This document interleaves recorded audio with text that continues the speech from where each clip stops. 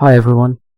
Today we will discuss a system design problem related to scaling large number of read requests. In some distributed systems, such as say a cloud-based file storage system, or say a microblogging website like Twitter, typically you would expect that the number of read requests will be many times the number of write requests. So one problem that we would have to solve in such cases is how do we handle a very large number of read requests. So let's take a look at some diagrams here. So in all such cases, you would want a database to exist, and then you would have an application layer. Now, obviously, a single database is not going to work here. So many times the approach is that you would have some kind of hashing algorithm, and then you would partition the data across different database shards. So you could have multiple such database shards, and then possibly you can have multiple calls going out to all of these different database shards based on potentially some hashing algorithm that's implemented in the application server layer. So let's just get these arrows in here first.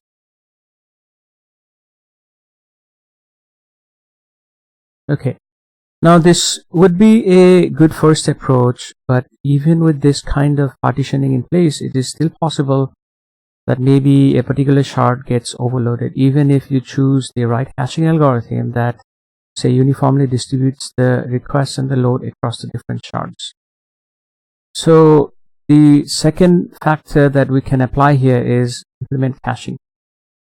So there can be two approaches to caching here. So one approach could be that we have a global cache here, say a big cache that the application server layer reads from, and this cache basically reads from all of these database shards.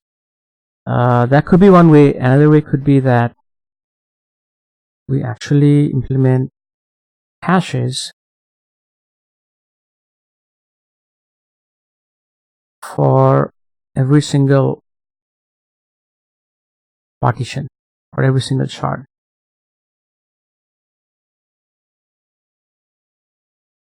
Let's just get the arrows here.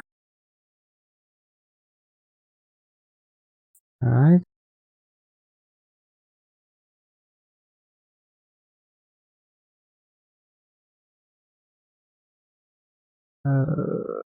Here we go. So this is the second approach, where along with partitioning, we also implement caches. You can use multiple solutions for the caches. You can use something called memcached or a Redis cache, depending on the use case. Typically, memcached works for most use cases. It's less complicated and easier to implement. Now, another question might come up here, that what if, say, for whatever reason, because of application usage, we end up hitting a particular cache, or we end up going to a particular shard more than the rest. So how do we scale these read requests then? So I think there can be two approaches here. One, the easiest thing to do is to actually beef up the cache here. So we add a bigger cache for the shard that's being hit more than the others. That's one approach. So we could, say, add more resources to this cache. That's one approach.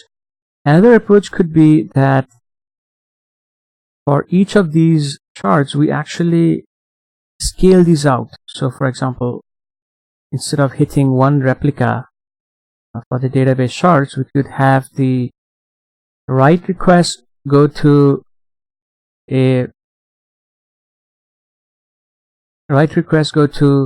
the primary replica, and the read request go to secondary. So we could have And I'm just going to do this for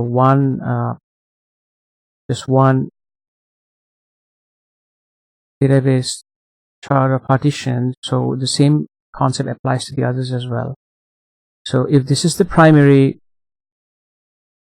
so writes go to the primary, right? So then we could have something where, say, writes go directly to the primary,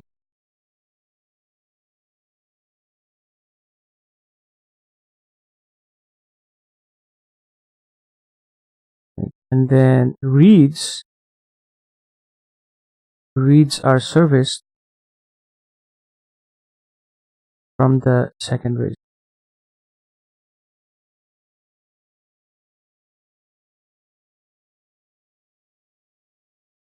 So let's mark this here. So say this is secondary 1, and this one is secondary 2. So this could be one approach. Now, in this particular case, if we find that, alright, we gotta change the arrow here. If we find that we need to scale read requests, we could simply add more secondaries for this particular case. Instead of trying to increase the size of the cache, we could add more secondaries, so we have more read replicas to service the increasing amount of read requests. So that could be a different approach.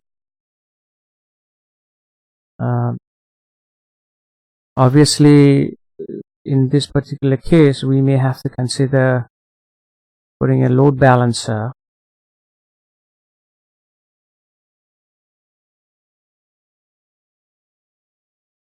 so that we know so that we are not again hitting just one of the read replicas. Another thing to be aware of is that now in this particular case, we have to be mindful of what consistency means. So when a write request comes into, say, this particular primary, that same write request would have to be replicated to all the secondaries. Now, whether we choose to do that synchronously or asynchronously, that would depend on the consistency model. Obviously, if you are talking about speed, typically many systems, they choose to go with eventual consistency, so they would replicate the request to secondaries asynchronously, which would imply that, as the term says, it's eventual consistency, that if somebody writes some data and then they want to read it back immediately, that data may not be immediately available because we're still replicating asynchronously. Load balancers, again, load balancers can be applied not just here, in other places in the workflow as well. So this is one. So we discussed here a few mechanisms, not just one, for scaling read requests in a distributed system. Thank you for your time.